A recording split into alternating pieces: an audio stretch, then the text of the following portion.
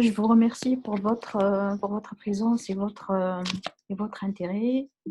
Euh, je suis Ella Benkafala, je suis consultant à SWAT, actuellement mission à l'SG. Vous pouvez me trouver sur Medium et sur GitHub. J'aime beaucoup le code bien fait. Voilà. Pour les sources codes concernant notre présentation, vous pouvez les trouver dans les repos GitHub pour le projet back et pour le projet front.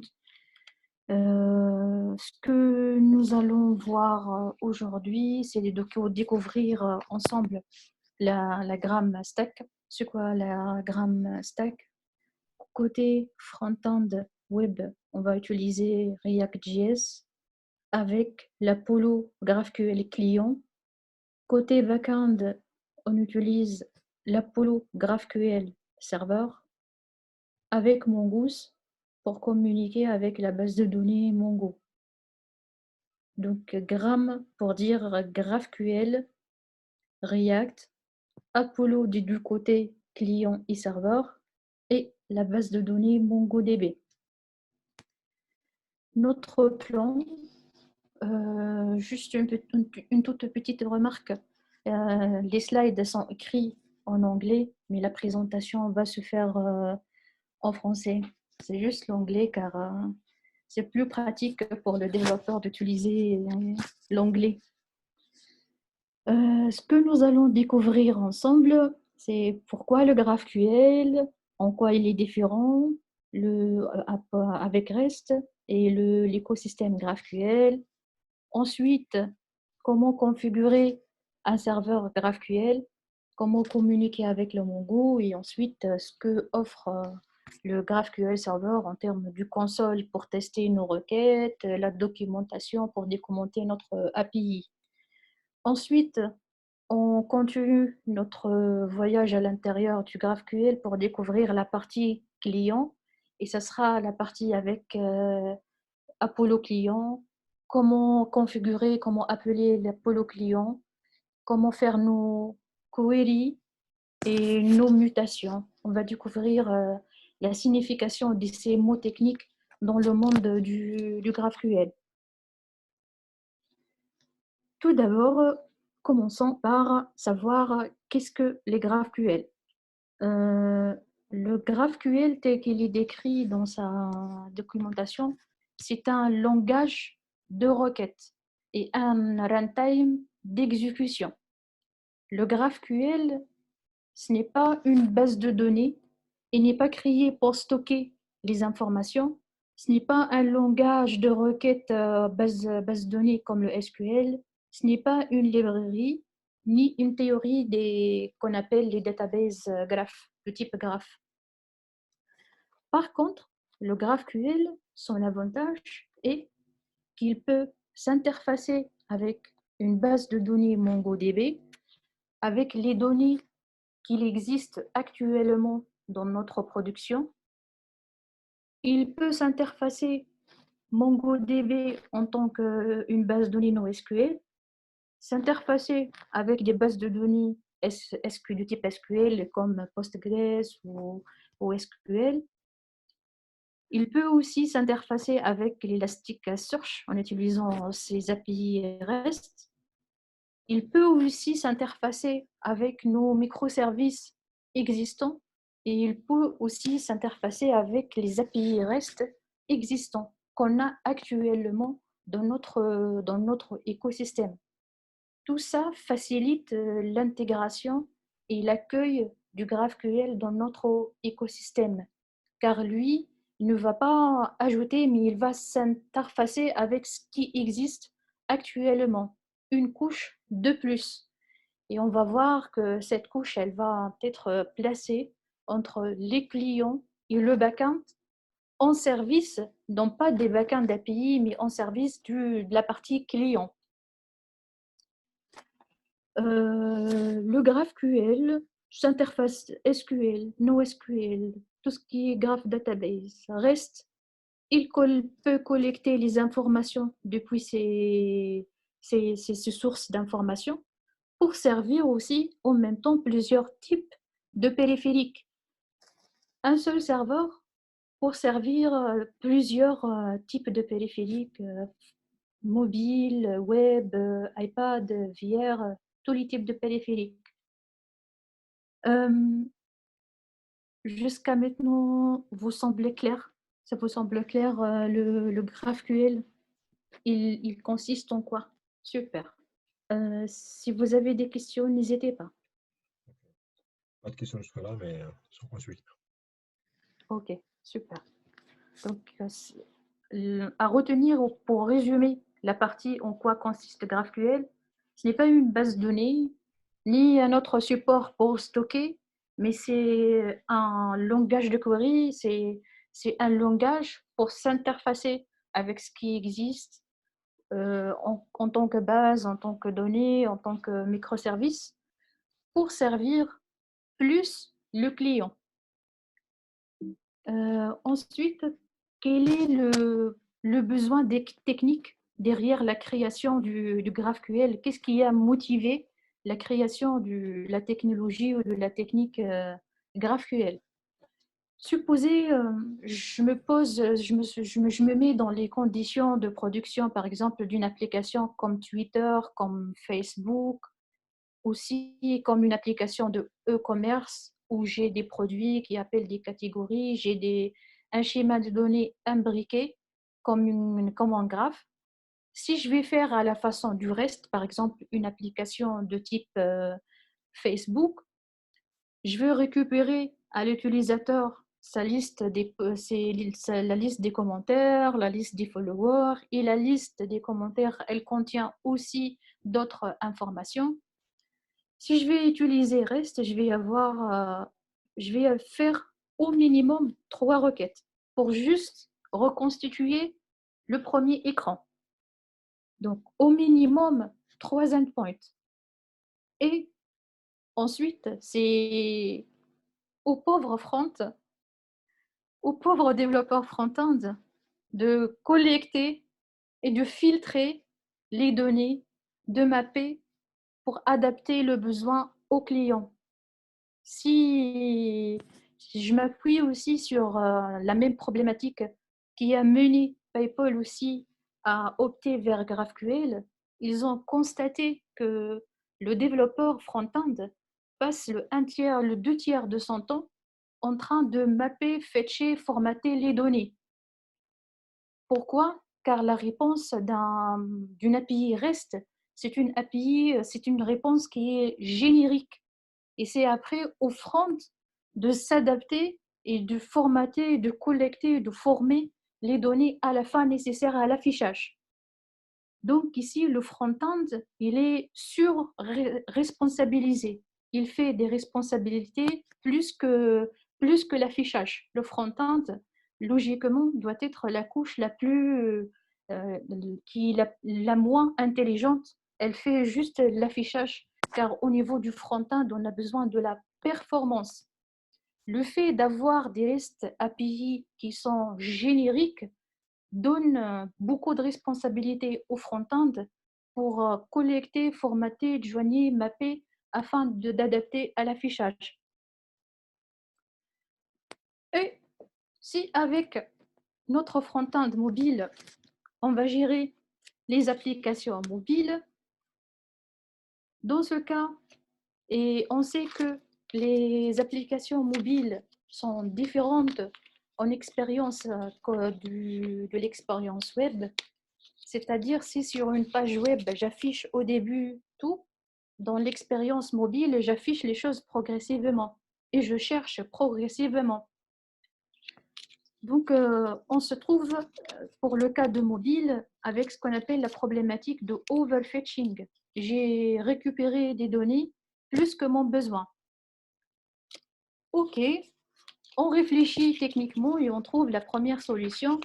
OK, on raisonne mobile first, c'est-à-dire on adapte les formats de données pour le mobile et ensuite on verra comment gérer le web.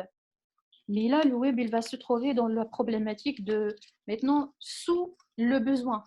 On a retourné moins que son besoin. On recule et on réfléchit à notre proposition et on dit, OK, on fait un endpoint pour le mobile et on fait des endpoints pour le web. Alors, je vous propose de proposer cette idée à l'équipe backend. On connaît tous cette réaction. Vous êtes sérieux de faire ça? Ici, côté front-end, les règles de gestion changent. On connaît tous cette réaction. Peux-tu, s'il te plaît, me modifier le service backend pour que je m'adapte? Soit ça, soit les pauvres développeurs front-end font tout. Le front-end fait tout. Moi, en tant que back-end, je retourne une réponse générique et c'est au front-end de tout faire. Même si le langage du front-end change, toujours la réponse par défaut, le front-end gère son affichage. Moi, j'envoie en tant que back-end générique et le front-end fait tout. Donc, notre problématique, c'est comment séparer le besoin UI, la spécification client du backend d'API qui sont génériques. On comprend en certaines parties pourquoi on doit avoir un backend API générique. C'est car on doit avoir une chose générique pour satisfaire tout le monde. Mais cette générosité, on doit avoir un composant au milieu pour rendre la partie backend la très générique, un peu spécifique selon le front-end. Ce qu'on appelle ajouter dans notre écosystème un composant adaptateur. Il va s'adapter non aux besoins back-end, mais aux besoins front-end pour supprimer ou pour réduire un peu les responsabilités côté front-end client. Cet adaptateur, on l'appelle le BFF, le backend for front-end. Je ne sais pas si vous utilisez déjà ce type du pattern. Vous le connaissez déjà? Super. Et est-ce que vous avez rencontré ces difficultés aussi? Super. Et pour vous, le BFF était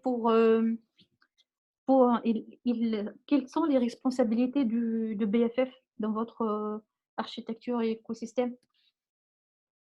Il était en service du back ou il était en service du front? Voilà. Et aussi pour être au service du front. Comme ça, l'équipe front-end, elle est indépendante de la partie back-end. C'est-à-dire, on accepte d'avoir une back-end API générique, mais côté front-end, on a notre intermédiaire, notre middleware, notre adaptateur au milieu, dans lequel je formate, je mets le calcul, et côté front-end, je laisse que l'affichage. Et le GraphQL va aussi se positionner comme étant un BFF. Le GraphQL, son but, c'est de servir le client. Le GraphQL n'est pas une backend API. Il est créé plutôt pour servir le front-end, pour réduire les responsabilités front-end. Aussi, pour avoir des réponses qui s'adaptent au type de périphérie. J'ai web, j'ai mobile, j'ai iPad, j'ai une VR. Comment sortir de la générosité d'avoir un backend générique à avoir une réponse spécifique aux besoins clients? C'est clair pour vous jusqu'à maintenant? Super. Donc, du coup, notre schéma de données ou notre flot de communication va passer du reste, avoir n entrée endpoint, à avoir un seul point d'entrée entre nous et le GraphQL serveur. Et le retour, c'est compacter toutes les données dont j'ai besoin et le retourner à notre client. Et aussi, le GraphQL offre la possibilité pour le client de choisir ce qu'il veut. Par exemple, si dans le web, j'affiche name, post, follower, je prends ces 3 attributs.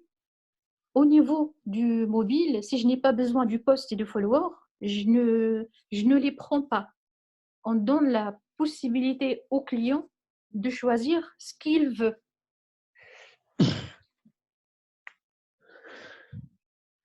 Donc, de l'imbrication et d'avoir plusieurs endpoints à avoir un schéma clair de communication. Un serveur, un BFF en service du client. Voilà, comme on a vu pour les soucis rencontrés avec REST, l'overfetching, l'underfetching et aussi surtout la documentation. Avec REST, on doit toujours chercher comment on va documenter notre API, soit Swagger, soit le JSON API, le versionning problem et tout. Avec le GraphQL, on parle du performance côté client dans la mesure où le client ne prend que ce qu'il a besoin. On parle de flexibilité côté client dans la mesure où le client choisit ce qu'il veut. On parle de productivité car il suffit d'avoir une idée de connaître le JSON, on peut faire des requêtes GraphQL. Et aussi pour tout ce qui est documentation, on va voir ensemble qu'on n'a pas besoin d'un outil de documentation externe pour documenter nos GraphQL API. Notez que le GraphQL, il est en service du client. Comme dans l'expérience de PayPal, le GraphQL, il a son importance lorsqu'il s'agit de product centering, c'est-à-dire le centre de besoin, c'est le front, c'est le client, et non pas le back-end. Voilà, quelques exemples des personnes qui utilisent quelques exemples des exemples pratiques d'utilisation du GraphQL. On a chez GitHub, ils ont transformé leur API du REST, avoir un seul endpoint GraphQL. PayPal aussi. On entre encore un peu au niveau de l'écosystème GraphQL.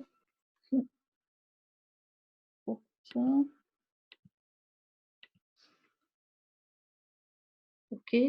Donc, l'écosystème GraphQL, il est formé par la partie serveur et la partie client. Dans la partie serveur, je définis les types et les résolveurs. On va voir ce que ça veut dire. Les types, c'est les schémas, c'est les modèles. Les résolveurs sont comment récupérer les informations du Mongo, de Elasticsearch ou tous ensemble.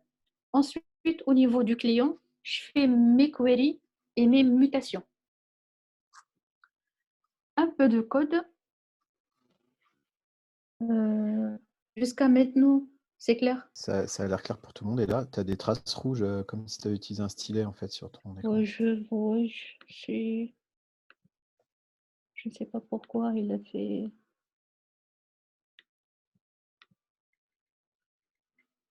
C'est pour tout le. Peut-être qu'il y a un stylet associé à Zoom. C'est trop dérangeant. Non, vas-y, continue, ça va, c'est pas grave. Je ne sais pas pourquoi il a fait comme ça. Voilà. Maintenant. Ok, super. On continue. On regarde maintenant un peu du code. C'est pas trop. Ok. Par contre, ici, je vais faire comme ça. Centré. Donc, maintenant, on s'intéresse à la partie GraphQL Server. Comment faire un GraphQL Server en utilisant Apollo. J'ai préparé une structure de projet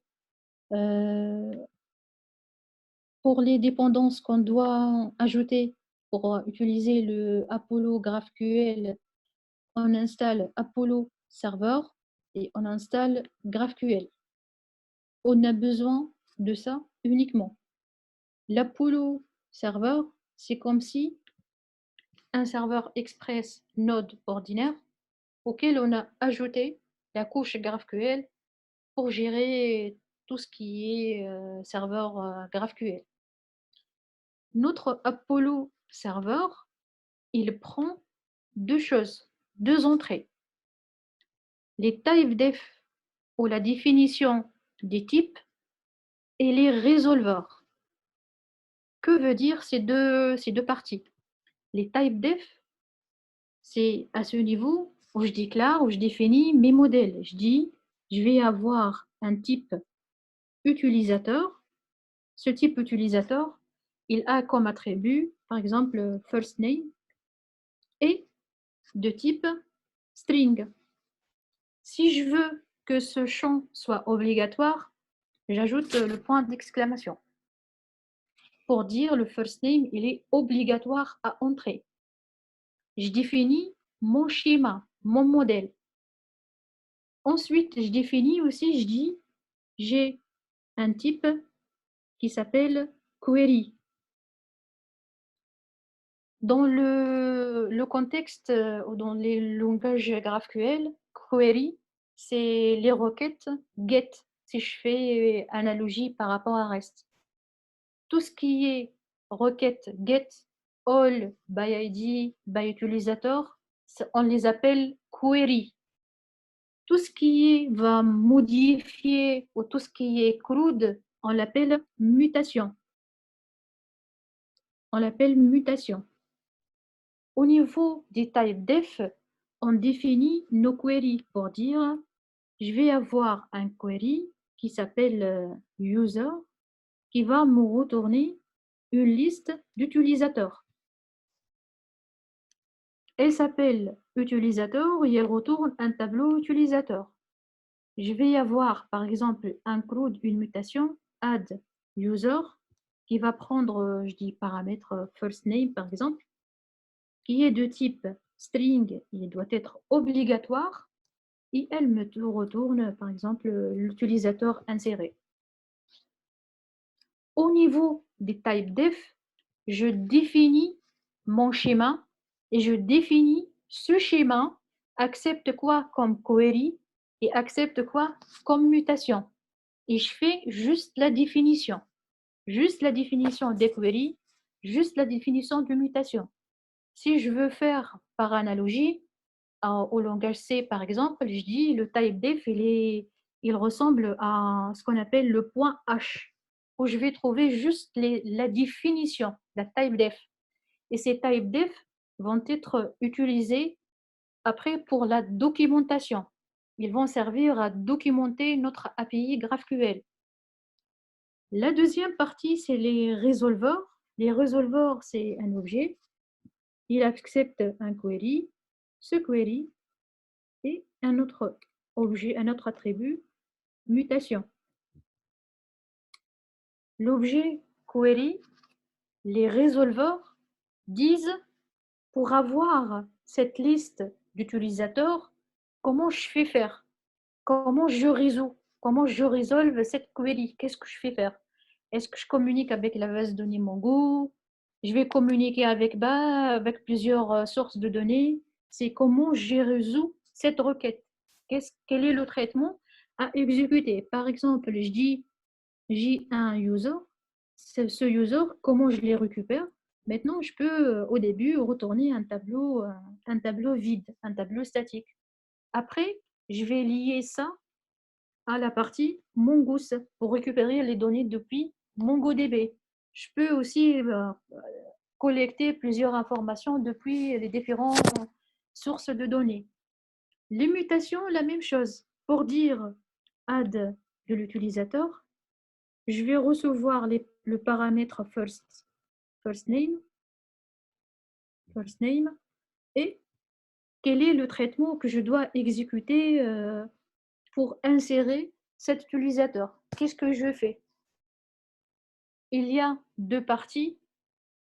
Typedef, définir notre schéma et ce qu'on accepte comme query. Et il y a la partie resolver qui va dire ces queries, ces mutations, comment je vais les résoudre, comment je vais appeler, comment je vais, quel est le retour, quel est le traitement à exécuter. C'est clair pour vous jusqu'à maintenant? Alors, il y a une question, en fait, est-ce que tu peux expliquer peut-être Apollo, ce que c'est exactement? Oui, Apollo, Apollo, c'est comme une API, une framework. On trouve Apollo client et Apollo serveur. Le Apollo serveur, c'est équivalent à un serveur Node Express auquel on a ajouté une couche GraphQL pour permettre l'exécution de nos paramètres, de nos requêtes GraphQL et faciliter la mise en place. Je peux ne pas passer par Apollo GraphQL Server et utiliser GraphQL, mettre en place GraphQL, mettre en place un serveur Node Express ordinaire, ensuite faire toute la configuration par moi-même.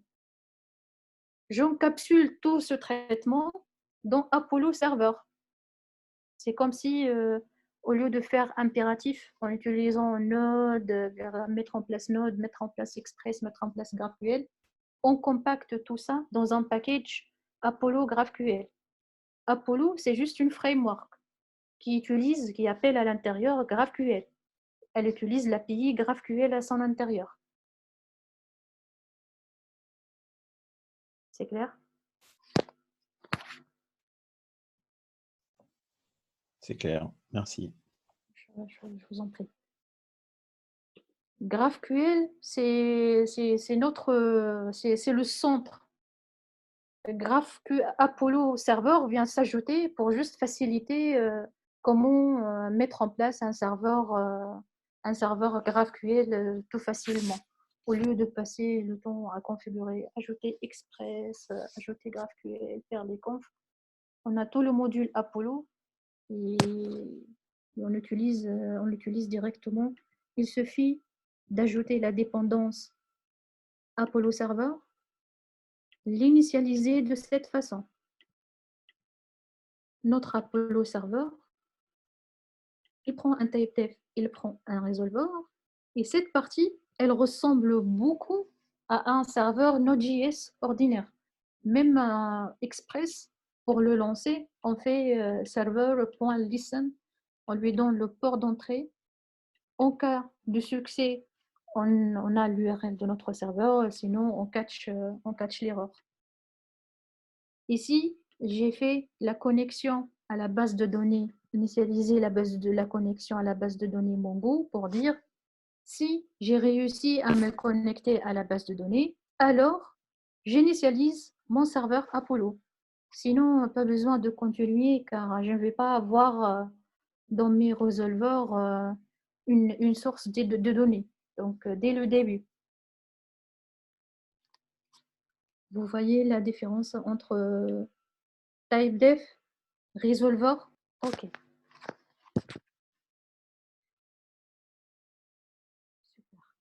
Donc, pour configurer un GraphQL Server, installer, appeler les résolveurs, définir le schéma. Ici, j'ai fait un modèle d'utilisateur. Mon utilisateur, il a un ID. Cet ID, il ne doit être différent il ne doit pas être nul. Le type ID, c'est un type prédéfini dans GraphQL. String prédéfini dans GraphQL. Boolean prédéfini dans GraphQL. Int, il est prédéfini dans GraphQL. Cet utilisateur, il va avoir une liste des posts, les post type. Post type, la même chose. un ID texte utilisateur created at.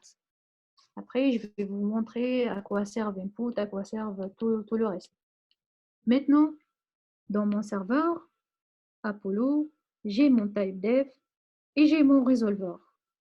J'exécute mon serveur et le résultat d'exécution, dès que je lance mon serveur, voilà, ce sera mieux comme ça. Dès que j'exécute mon serveur, j'ai ce console. On l'appelle Apollo Playground. C'est dans lequel on va tester toutes nos requêtes GraphQL.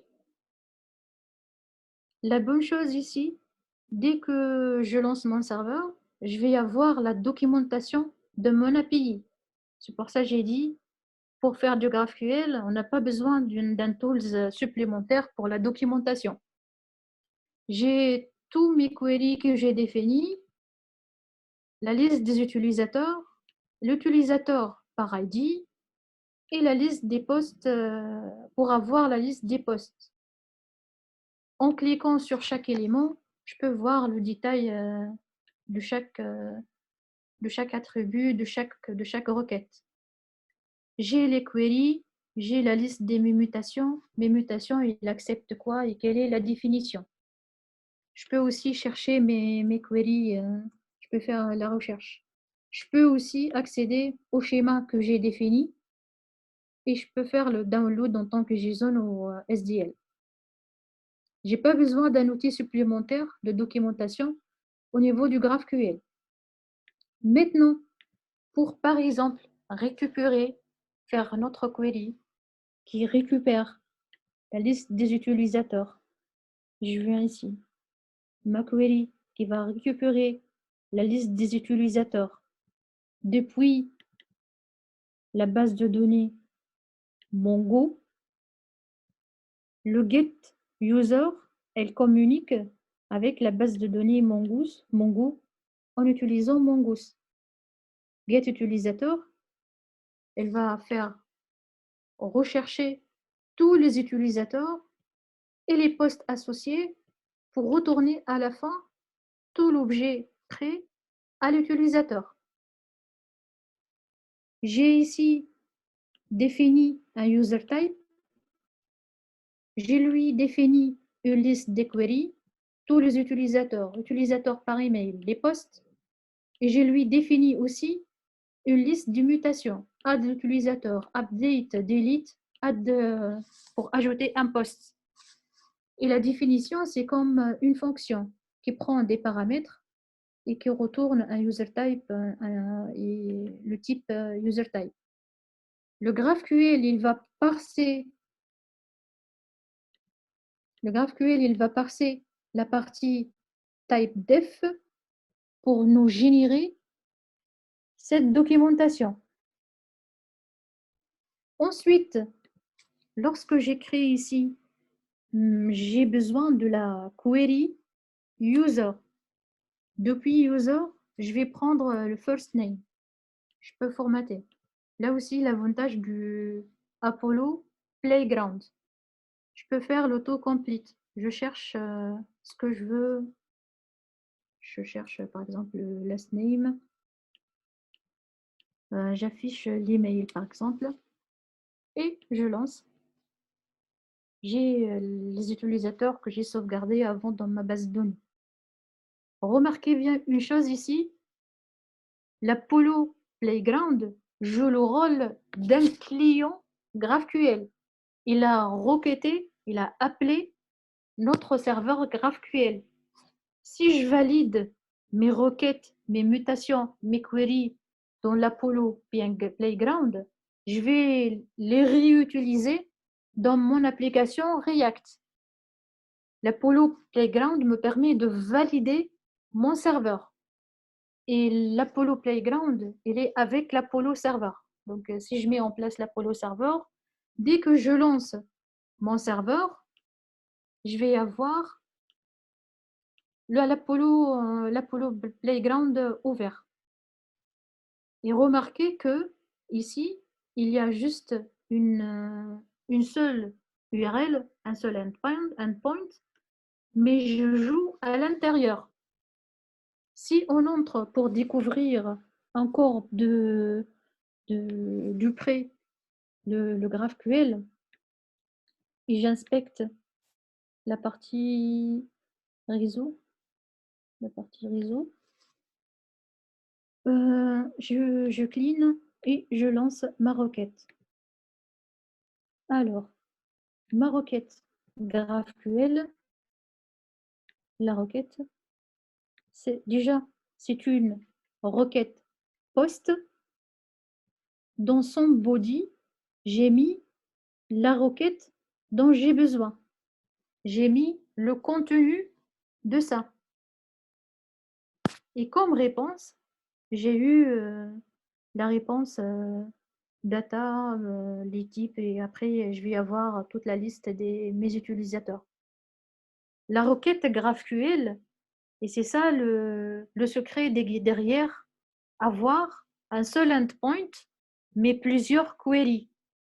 J'ai un seul endpoint, et dans son body, j'envoie les queries, j'envoie les mutations. Le GraphQL Server, il va parser ce body pour savoir quel résolveur approprié pour résoudre cette requête, cette query. Si j'ai reçu dans ma requête, par exemple, dans ma query, j'ai reçu avoir la liste des utilisateurs, il va chercher le résolveur correspondant, par exemple user, pour exécuter cette fonction. C'est clair pour vous? Ok. N'hésitez pas à poser des questions. Donc, notre Apollo Server, c'est ça, formé par des types def qui définissent la documentation, les schémas, et les résolveurs. Je reste encore un peu sur le playground pour vous montrer aussi d'autres choses. Par exemple, je request un attribut qui n'existe pas dans mon schéma. Je n'ai pas défini un attribut qui s'appelle SS dans mon schéma. J'exécute et et ma requête va failer. Pourquoi? Car le type SSS n'est pas défini dans mon schéma. Je n'ai pas ajouté une logique pour traiter ce type d'erreur. Ce type d'erreur, il est géré nativement par le GraphQL. Vous voyez, je n'ai pas mis une logique pour dire je valide que dans mon schéma, je ne vais pas recevoir un attribut externe. Ça, c'est géré automatiquement par le GraphQL. Et aussi, remarquez que ici, je n'ai requesté que ce que j'ai besoin. Par exemple, si je suis une application web, je peux prendre les posts. Il n'est pas dans mon schéma. Donc, je vais requester. Je l'ai requesté. Si je suis mobile, par exemple, je vais ajouter le phone, par exemple. J'ajoute le phone. J'ajoute le phone. Si je suis back-end, j'ajoute toutes les infos relatives à l'utilisateur. C'est ce qu'on appelle pick what you want, c'est-à-dire que tu prends ce que tu as besoin. En faisant un seul serveur GraphQL, tu prends ce que tu as besoin. Vous voyez le point? Un seul serveur, et moi, en tant que client, je prends ce que j'ai besoin. Ok, donc ça, c'est mes résolveurs. Et c'est à ce niveau que je vais communiquer, soit avec base de données SQL, soit avec ce que j'ai. Ici, je vous montre une autre chose. Au niveau de mon user type, j'ai créé un user type et mon mutation, j'ai donné tous les arguments. Tous les arguments. Donc, c'est très long comme définition d'une fonction. Pour résoudre cette problématique, avec le GraphQL, on a ce qu'on appelle le input. Le GraphQL input, le type input. On définit un input pour dire que ces paramètres vont être introduits par les utilisateurs.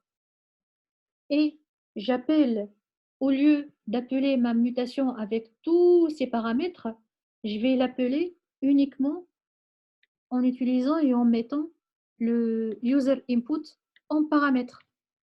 C'est plus clean. Au lieu de faire comme ça, scroller pour voir quels sont les paramètres à envoyer, je fais uniquement appeler user input qui va appeler cette partie.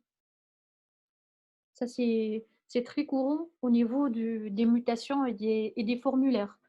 Comment j'appelle cette mutation et comment j'appelle une mutation? Comme dans la query, j'ai ma mutation add utilisateur. Dans la première version, je donne tous les paramètres. Dans la deuxième version, je donne un JSON utilisateur. Ça sera l'input. C'est l'objet input que j'ai défini. Autre chose aussi à noter, si je ne donne pas, par exemple, le first name, ma requête ne va pas. Si le schéma n'est pas valide, on ne passe pas vers le résolver. La première étape, est-ce que la query elle est correcte? Est-ce que le schéma il est correct? Si c'est correct, je passe à exécuter le résolver. Je n'exécute pas le résolver lorsque ma requête elle est fausse. Et ça, c'est nativement dans le GraphQL. Je n'ai pas fait un traitement spécial pour ça. Ici, il me dit que le first name elle est required, mais je ne l'ai pas injecté. Donc, et après, une fois que j'ai ma requête syntaxiquement elle est correcte, bah, je peux ajouter d'autres traitements au niveau de la base de données pour éviter d'insérer un utilisateur qui existe déjà. Je récupère tous les utilisateurs. Je peux récupérer aussi l'utilisateur par email. Je lui donne un email et je retourne ces informations et j'exécute.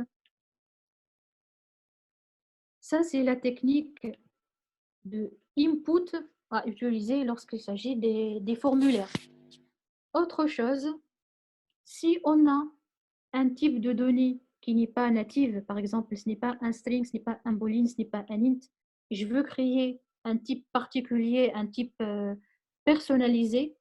Par exemple, le datetime n'existe pas nativement dans GraphQL. Comment j'ai défini un nouveau type?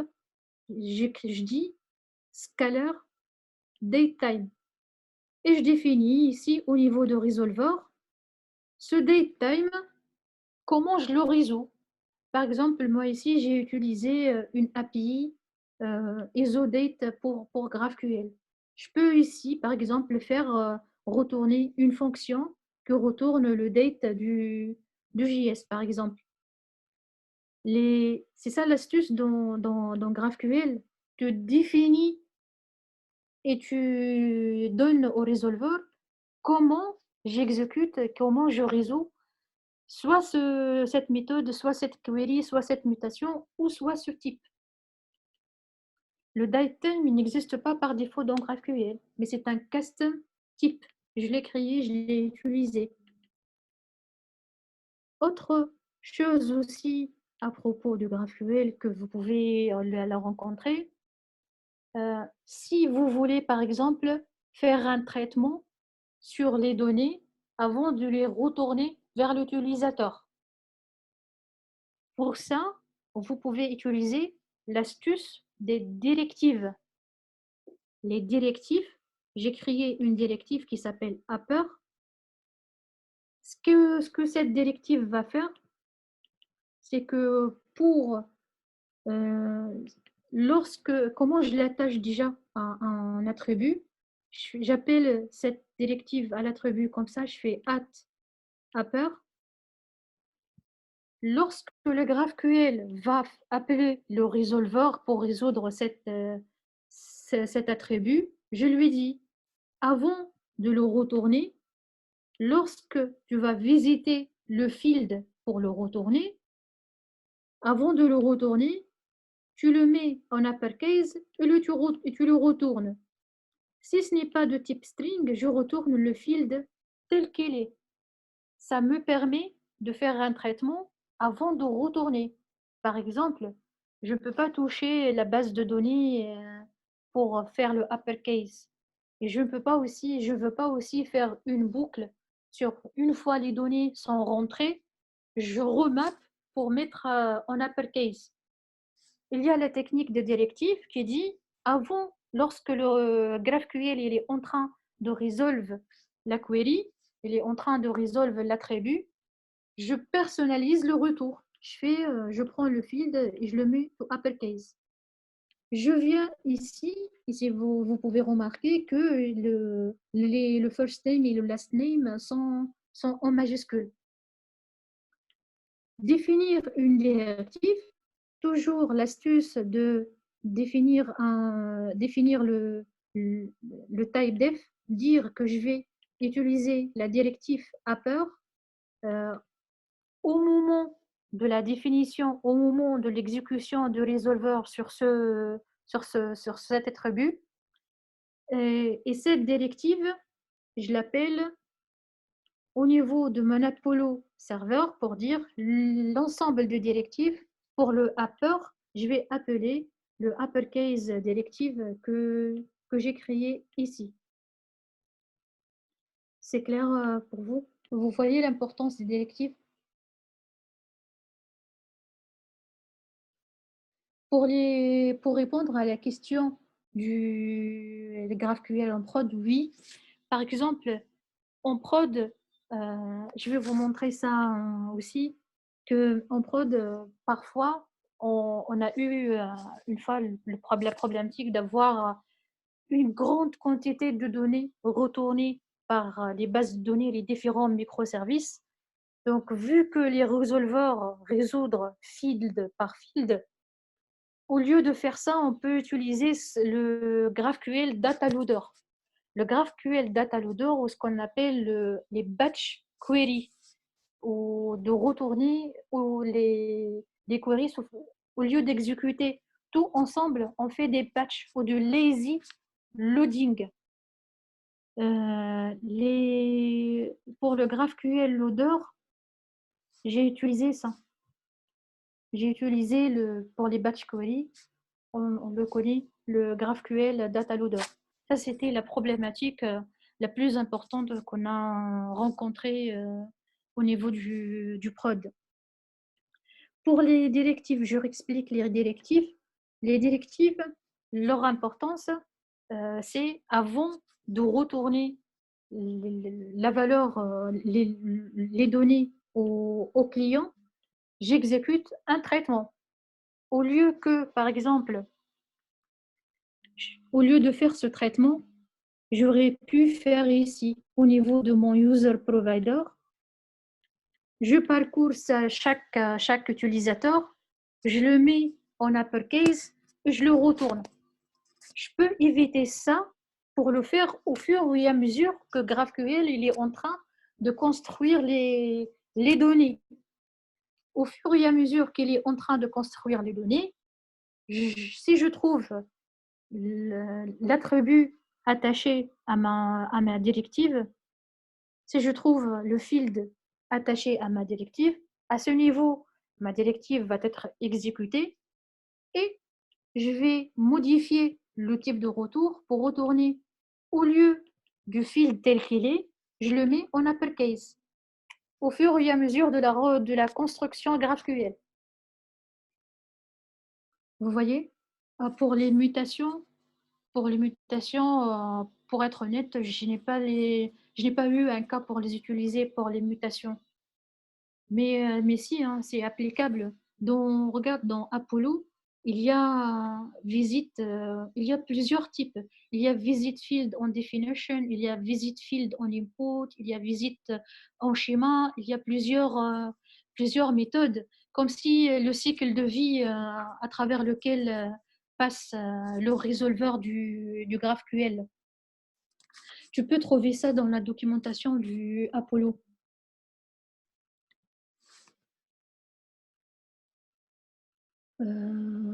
Voilà. Qu'est-ce que je vous montre au niveau de la notation? Je crois que j'ai passé sur les principales. Ah, il y a un point aussi, un autre type de directive qui est la partie les directives natives dans GraphQL qui servent à la documentation, qui est la deprecated. Par exemple, au niveau de la migration, si un attribut n'est plus utilisé, vous pouvez le marquer directement deprecated et comme ça, et dire la remarque qu'il est préférable d'utiliser le username. Voilà, ça c'est un aperçu global sur le serveur. Maintenant, pour la partie client, je fais comme ça. Pour la partie client aussi, on utilise l'écosystème Apollo, mais maintenant c'est Apollo client. Principalement, il y a l'Apollo, les deux packages Apollo Boost et GraphQL, Apollo Boost. Toujours, on commence par initialiser l'Apollo.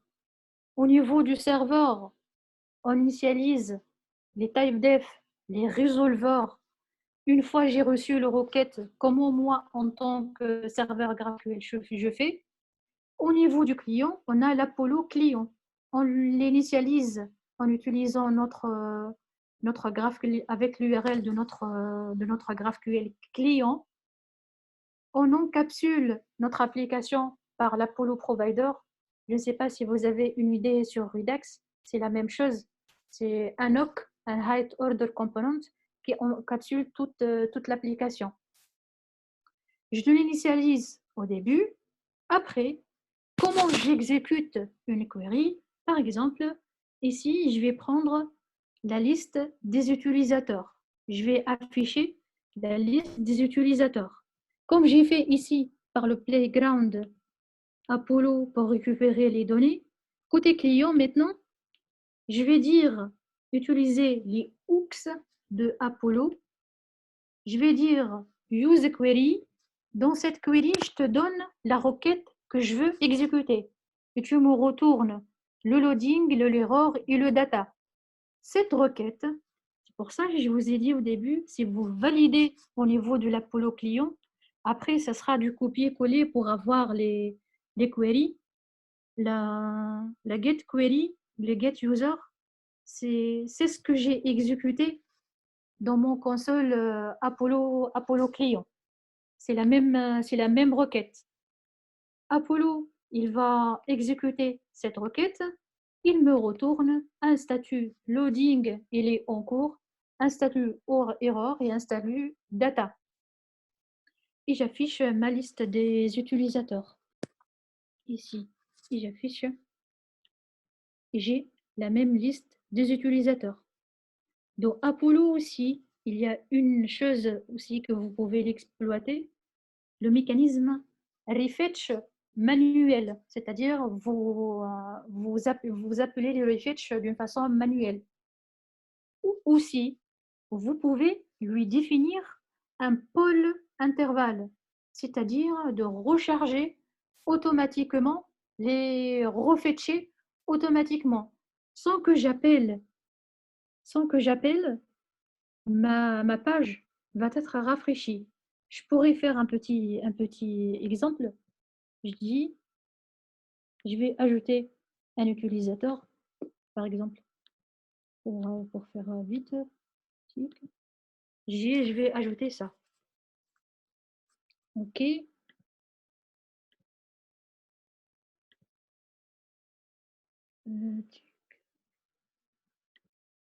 C'est pas ça. Voilà. Je suis ici pour faire juste la différence. Voilà, je l'ai ajouté, je query ici, je m'assure que c'est bon, il est ajouté et je retourne à mon interface et hop, par la magie, je trouve qu'il est ajouté. Je n'ai pas fait ni refetch ni rien du tout. Et ça, c'est grâce à on lui spécifie un pôle intervalle de refetch automatique. Il va refetcher automatiquement. Dans Apollo aussi, on peut, si je ne fais pas comme ça, je vais ajouter un autre d'une façon manuelle. Ce qui diffère, c'est le mail ne doit pas être le même. Ici, je l'ajoute. OK. Je retourne à mon Apollo. Il est ajouté avant. Pour vous montrer le mécanisme de refetch manuel. Attendez-moi, je fais comme ça. Et je retourne. Je ne trouve pas ce que j'ai ajouté. Le refetch manuel, c'est de relancer le refetch. Aussi simple que ça. On n'a pas eu une très grande logique pour faire le refetch. Juste on lui dit, fais le refetch. Autre chose aussi, on peut utiliser des directives côté client. Les directives comme skip. Par exemple, j'ai un traitement qui, si je dis, je ne veux pas, par exemple, retourner un élément, si je ne veux pas retourner un élément, si je ne veux pas retourner l'email, si je dis skip email. Pour faire ça, c'est tout simplement dire skip email et utiliser la directive native de skip dans GraphQL. Il y a aussi des directives natives include. J'include cet élément que si la condition elle est vraie. Je skip l'élément si la condition elle est vraie. Et j'envoie ça, j'exécute ça. Par exemple, ici, si on remarque, on a l'email, je vais le skipper. Je le skip. Je ne vais pas retourner l'email. J'ai dit skip mail.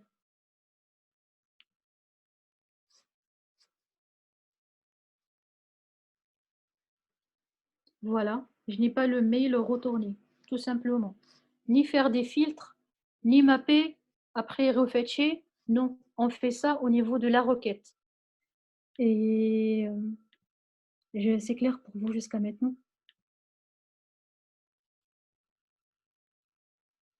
C'est clair pour vous côté client? Il ne reste pas beaucoup. Au maximum, ça sera 10 minutes. Vous montrez la formulaire et le get by ID. Et on est bon. OK. Du coup, ça c'est pour récupérer toute la liste refetchée pour l'intervalle. Autre chose aussi configurable au niveau d'Apollo, c'est le fetch polysize, c'est-à-dire on lui dit, tu peux prendre juste du cache, tu peux prendre du cache, juste du network, tu peux prendre des deux. S'il existe dans cache, je le prends. S'il n'existe pas, je fetch network, je mets dans le cache et j'utilise. L'Apollo, c'est comme si je compose les comportements. Ça, c'est l'exemple pour include l'email. Je vous montre un exemple pour prendre l'utilisateur by ID, toujours le user query, ma requête getUser, en donnant en paramètre les variables, l'email. Ma requête getUserDétail, pour avoir le détail d'utilisateur, je dis user, je donne l'email et j'envoie ça au GraphQL. C'est ce que j'ai fait ici. C'est du copier-coller ici. C'est la même, si je mets les deux codes à côté, c'est la même requête ici. Si je valide au niveau du playground qui joue le rôle d'un client, ce sera après du copier-coller les requêtes, mes requêtes sont valides. Autre chose au niveau, ça c'est pour avoir par élément. Autre chose aussi, si on a une redondance des parties, par exemple, entre ma query, user, toute cette partie, et toujours je réutilise la même partie, toujours je réutilise, Si un jour, l'un des attributs évolue, je vais passer sur tout ça. Pour éviter cette redondance du code, on crée un fragment. Le fragment GraphQL me permet de réutiliser une partie. Par exemple, j'ai défini un fragment user profile dans lequel j'ai mis les paramètres qui sont redondants, qui se répètent. Je vais après juste le déstructurer, prendre ce que j'ai fait, les fragments pour réutiliser. On ne répète pas le code, mais on réutilise. Pour faire maintenant la mutation, pour faire tout ce qui est requête, on a utilisé le use query et on a donné notre query et nos variables. Pour faire la mutation, on utilise use mutation. Pour rappeler, les queries get, les mutations sont les CRUD.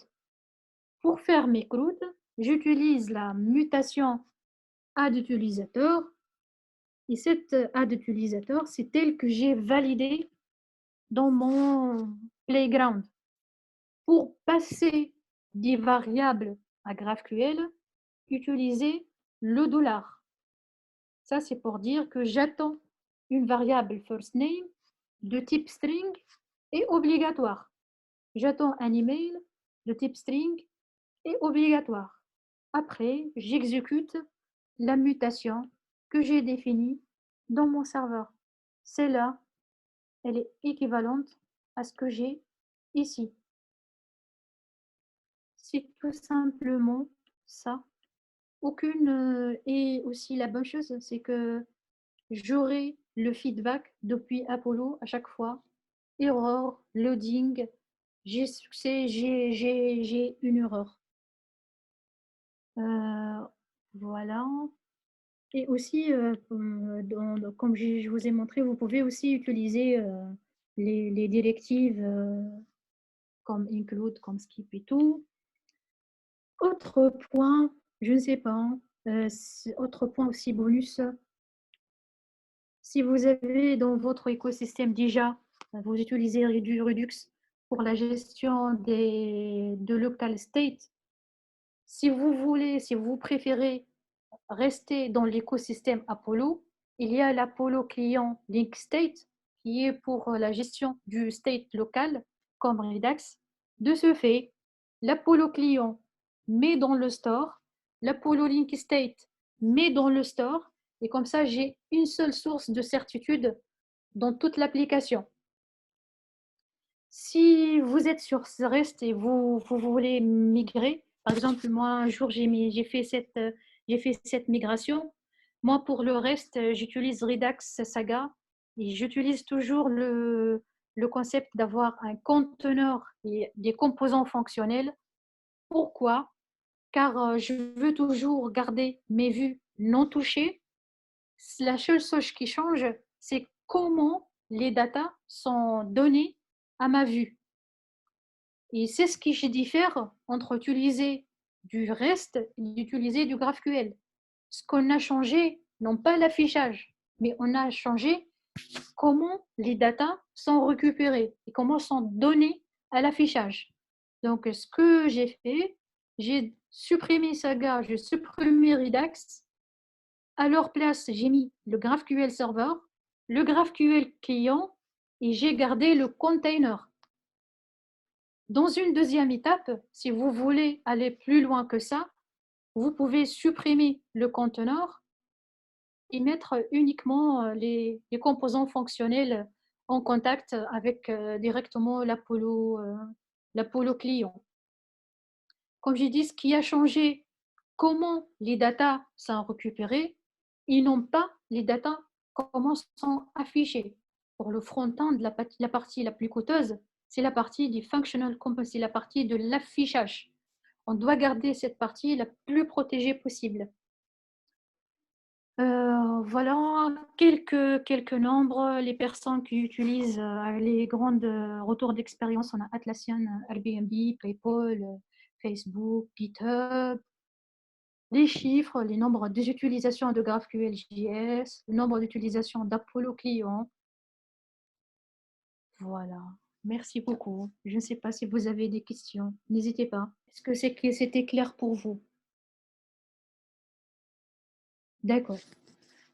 Comme j'ai dit au début, vous trouvez le code source et aussi 2 articles qui expliquent aussi tout ce qu'on a vu. Je vous remercie beaucoup pour votre présence et si vous avez des questions, n'hésitez pas, je vous en prie. J'espère que c'était clair pour vous. Bon après-midi à vous tous. Oui. Au revoir. Salut. Oui. Question. C'est une piste que je suis en train de découvrir. Je sais qu'il y a du GraphQL pour Elixir. Il y a l'API Absinthe, je crois. Mais pour reste, je n'ai pas encore découvert. Mais je peux te répondre prochainement. J'ai pu faire du reste avec le Rust, mais GraphQL, je n'ai pas encore vu. Oui, il y a aussi dans Apollo Client, je te montre ça. Dans Apollo Client, il y a des choses qui sont prêtes pour la pagination, qui facilitent beaucoup le... Tu as une méthode en fetch-more. La méthode en fetch-more.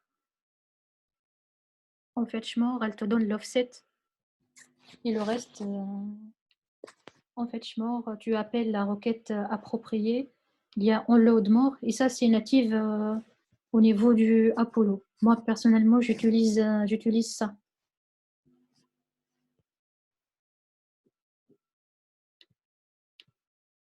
Je t'envoie le lien.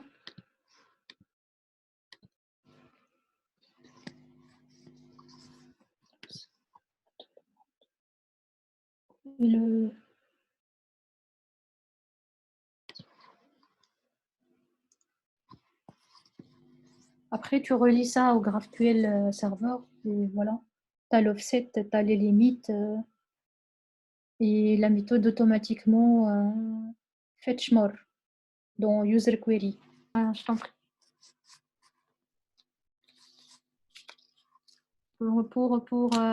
Et entre Elixir et Rust, comme je t'ai dit dans le commentaire, ça dépend où Rust, jusqu'à quel point il est mature pour pouvoir le remplacer par Elixir. En fait, visiblement, il y a beaucoup de benchmarks sur Rust qui disent que c'est mieux quand même, c'est plus rapide. Ah oui, c'est ça. C'est aussi, d'une part, plus rapide, plus performant. La notion aussi de la concurrence multithreading, elle est gérée d'une façon beaucoup plus simple. Les ownership, c'est beaucoup plus simple. Et aussi, personnellement, la plus grande chose qui m'a motivée à découvrir Rust, c'est un seul langage pour faire tout. Tu peux l'utiliser front, back, et système, embarqué et tout. Côté front, actuellement, je suis en train de découvrir sa capacité avec WebAssembly. Si c'est simple, si c'est performant, avec les contraintes qu'on sait côté front. Bon, le bundle, le CSS, le SAS et tout. S'il s'avère simple à utiliser et performant, pourquoi pas. Et je sais qu'actuellement, il est trop utilisé pour tout ce qui est tout ce qui est calcul, tout ce qui est calcul énorme, tout ce qui est par exemple reconnaissance faciale, les algorithmes puissants.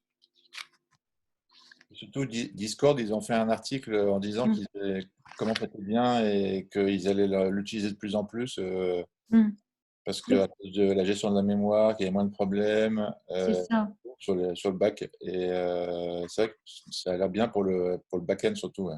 Oui. Le front, je ne sais pas encore, mais... Oui, le front, c'est avec WebAssembly. Bon, c'est théoriquement. Il faut pratiquer pour dire. Mais j'ai touché la partie back-end. Elle n'est pas mal. Surtout sa gestion des mémoires. Elle est superbe. Comment il gère la mémoire. Le compilateur aussi. Il est un peu strict, mais à la fin, tu auras un programme safe. Et surtout que les erreurs sur le compilateur, elles ont l'air d'être plus explicites en fait. Elles ont l'air d'être super explicites. Et donc ça a l'air d'être bien pour le compilateur aussi. Ouais. Oui, c'est ça. Ça aide. Surtout une nouvelle langage. Il faut un compilateur qui aide beaucoup. Oui, c'est ça.